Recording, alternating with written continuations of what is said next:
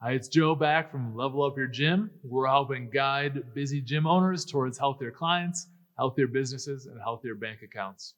Today, we're talking about the one thing that'll derail customer service faster than anything else, and that is talking about your problems. I'll give you an example in the outside world, then I'll apply it to gyms.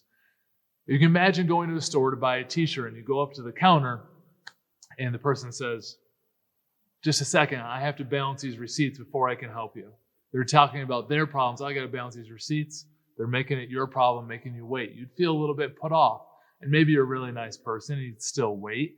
But chances are you have this little bit of disconnect between the service level you're getting and the service level you want. Now, it's easy for us to see in other examples, but happens all the time in gyms, especially if you're doing like a small group session or group sessions, large group session, even personal training. A member will ask a question, and I've seen trainers say, "I'm real busy right now, I'll get back to you later on." Maybe you're doing a workout and the member says, "What should I have before I work out?" And you can say, "I got a lot of clients right now, can I get back to you in a second?"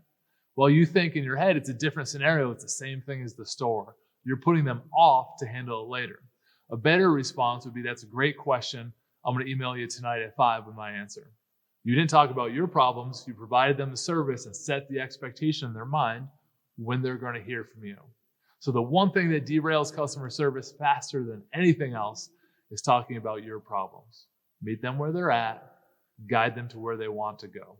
Hopefully you found this video tip very helpful. Please share it with any other gym owners you know using the form below.